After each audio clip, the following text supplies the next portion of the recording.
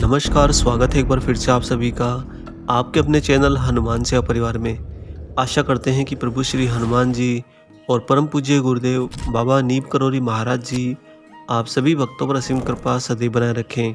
दोस्तों, कई बार मनुष्य जब जीवन के अंदर बहुत ज़्यादा उलझ जाता है, जब अपनी परेशानियों के बीच में बहुत ज़्यादा घिर जाता है, तब वह त्वरित परिणाम वाला कोई ऐसा उपाय चाहता है जिसके द्वारा वह अपने दुखों को सिद्ध कर ले और उनसे बाहर निकल पाए।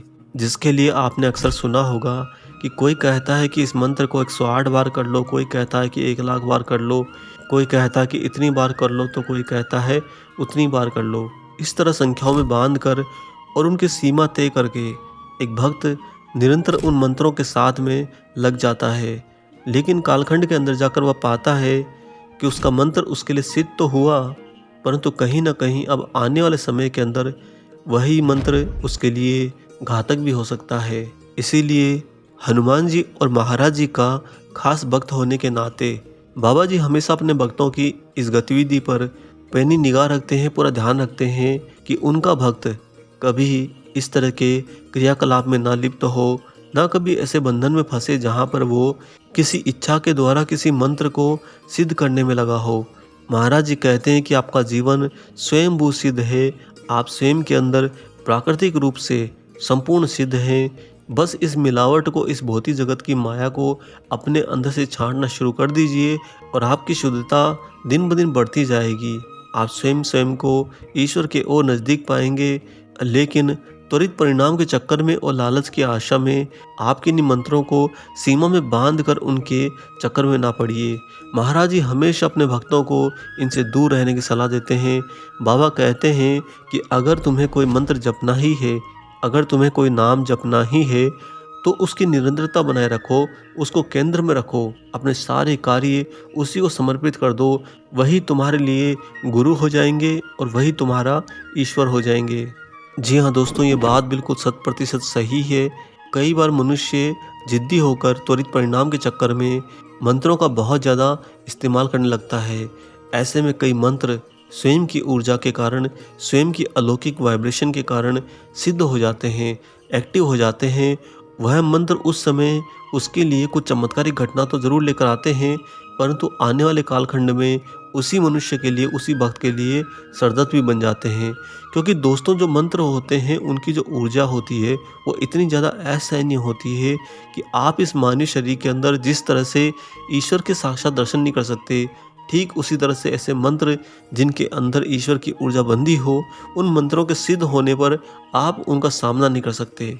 और आज के समय में जो कोई भी भक्त, जो कोई भी मनुष्य ये सब गतिविधियां करने लग जाता है कि मैं 108 बार, 1100 बार, 1 लाख बार ऐसे ऐसे मंत्रों का उच्चारण करूंगा और इतना मैं अपने ईश्वर, अपने गुरु को सिद्ध कर लूंगा, उनकी ऊर्जा को सिद्ध कर लूंगा, जिसके कारण वो मेरे काम आ सकें। ऐसे विचारों के द्वारा जो मनुष्य अपनी गतिविधियां करते हैं, दोस्तों, उनके जीवन के अंदर सबसे बड़ा संकट वो स्वयं ही पैदा कर रहे होते हैं। यह सब कुछ हम मनुष्यों के लिए कतई आवश्यक नहीं बताया गया है। आज आपको महाराज जी की एक ऐसी सच्ची घटना सुनाते हैं जहाँ पर महाराज जी ने इन मंत्रों के चक्कर में पड़ने वाले अपने भक्त की कैसे रक्षा करी और उसको अपने जीवन के लिए एक बहुत ही अच्छी सीख भी दी। दोस्तों, महाराज जी के अमेरिकी विदेशी शिष्य रामदास एक बार एक स्वामी के साथ में दक्षिण भारत की यात्रा कर रहे थे और रामदास के साथ में उसके द्वारा करी गई सेवा से प्रसन्न होकर उन स्वामी ने उन्हें एक शक्तिशाली शिव मंत्र की दीक्षा दी और बताया कि इस मंत्र का जाप करने से वह अपार धन संपत्ति तथा शक्ति का मालिक हो जाएगा। रामदास के मन में वो मंत्र पाने के बाद में वास्तव में लोभ आ गया था और वह लगातार कई हफ्तों तक उस मंत्र का जाप करते रहे, इसी आशा में कि स्वामी जी ने जो कहा कि यह मंत्र जब सिद्ध हो जाएगा तो तुम्हें अपार संपत्ति और शक्ति प्राप्त होगी। बस यही लालच रामदास के भी मस्तिष्क और उसके दिल में घर कर गया। रामदास इसी लोभ में कई हफ्तों तक लगे रहे इसी मंत्र का जाप करने में और दोस्तों, कुछ ही समय बाद में वह मंत्र सिद्ध होने लगा। उस मंत्र के सिद्ध होते ही रामदास शरीर के बाहर भी निकलकर भ्रमण करने लगे। तब रामदास को यह भी याद आया कि इस घटना के ठीक 5 साल पहले उनसे महाराज जी ने पूछा था कि क्या वह उड़ना चाहते हैं। तब रामदास ने कहा था कि महाराज जी, हम मनुष्य के कोई पंख तो नहीं लगे होते, परंतु तब बाबा ने यह भी कह दिया कि हमारी भविष्यवाणी है कि एक दिन तुम जरूर उड़ोगे। और आज 5 साल बाद में इस मंत्र की साधना के सिद्ध हो जाने के पश्चात रामदास को वो प्राप्ति हुई। जब वो अपने शरीर से बाहर निकलकर भ्रमण करने लगे तो उन्हें महाराज जी की कही हुई भविष्यवाणी सच होती हुई आज मिली। सच में महाराज जी की भविष्यवाणी अब सच हो गई थी और उसी के कारण वह शरीर से बाहर भी उड़ने लगे थे। कभी कभी मंत्र का जाप करते समय रामदास के प्राण शरीर से बाहर निकलकर दूसरे धरातल पर पहुंच जाते, जहां पर उन्हें वापस उन्हीं स्वामी जी के दर्शन हो जाते जिन स्वामी जी ने उन्हें ये शक्तिशाली शिव मंत्र दिया था। 1 महीने बाद वे बाहर एक गुफा में बैठकर ध्यान करने लगे। रामदास ने इस गुफा के अंदर बैठकर भी उस मंत्र को जपना जारी रखा। पता नहीं रामदास के मन में किस बात का मोह पैदा हो गया था कि वह उस मंत्र की क्या पराकाष्ठा को परखना चाहते थे।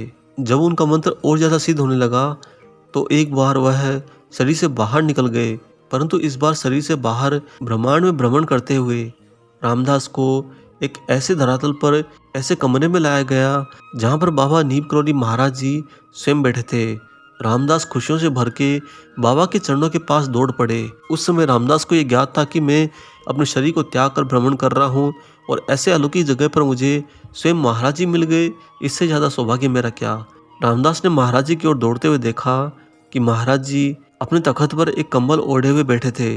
उसके बाद जो ही रामदास महाराज जी के नजदीक पहुंचा तो बाबा ने कंबल से अपने मुंह को ढक लिया और 3 बार ऐसी जोर से फूंक मारी जैसे किसी मोमबत्ती को बुझा रहे हों। रामदास को अनहद ही महसूस हुआ कि जैसे हर एक महाराज जी की फूंक के साथ उनका शरीर अब फूलता जा रहा है, मानो उनकी किसी आंतरिक नली में हवा भरी जा रही हो।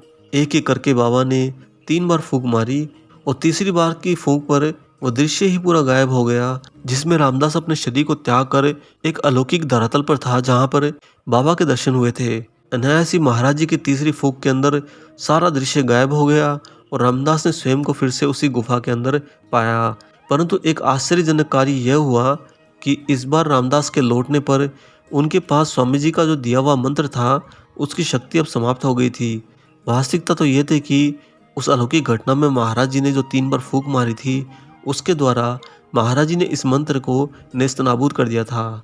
यहाँ तक कि ना सिर्फ रामदास के लिए उस मंत्र की सारी शक्ति समाप्त हो गई, अभी तो रामदास को अब उस मंत्र को जपने की इच्छा भी मर गई। वास्तविकता यह थी दोस्तों कि महाराज जी ने उस शक्तिशाली मंत्र बंधन से रामदास को मुक्त कर दिया था। यहीं पर एक गूढ़ बात यह भी निकल कर आती है कि जब आप किसी मंत्र को सिद्ध करते हैं तो आपको लगता है, आपको ऐसा भ्रम होता है कि आप उस मंत्र को सिद्ध हो जाने पर उस मंत्र की जो ऊर्जा है, जो शक्ति है, उसको अपने वश में कर लोगे, उसे अपने बंधन में कर लोगे।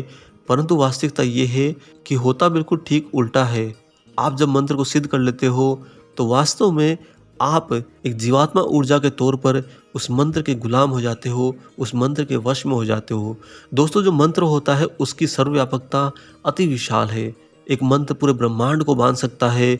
उस मंत्र को आप कैसे वश में कर सकते हो? हाँ, यह हो सकता है कि वह मंत्र सिद्ध होने के बाद में आपको ही नचाए और आपको ही अपने वश में रखे।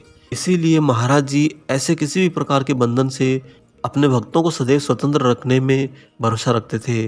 बाबा हमेशा चाहते हैं कि उनका कोई भी भक्त इन तरह की आदतों में ना फंसे, जहाँ पर वो मंत्रों को सिद्ध करने में लगा हो और बाद में कालांतर में स्वयं को, अपने आप को ही मुसीबतों में घिरा हुआ पाए, तब जाकर महाराज जी को गुहार लगाए। इससे बेहतर कि बाबा अपने भक्तों को इन मंत्रों के मायाजाल से दूर करते रहें।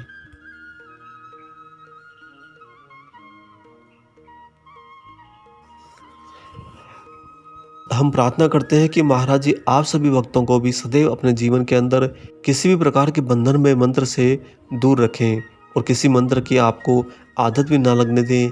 आशा करते हैं कि महाराज जी का ये खास प्रसंग आपको जरूर पसंद आया हो। वीडियो अगर अच्छा लगा है तो जाने से पहले इसे लाइक कर दीजिए और अगर आप चैनल पर नए हैं तो चैनल को सब्सक्राइब कर लीजिए। मिलेंगे बहुत जल्दी ही एक और ऐसे ही अलौकिक अंक के साथ। तब तक अपना और अपने माता पिता का संपूर्ण ख्याल रखिए और परम प्रभु श्री राम जी का निरंतर गुणगान करते हुए बाबा हनुमान और बाबा नीम करोली महाराज जी की निस्वार्थ होकर सेवा करते रहिए। जय सिया राम।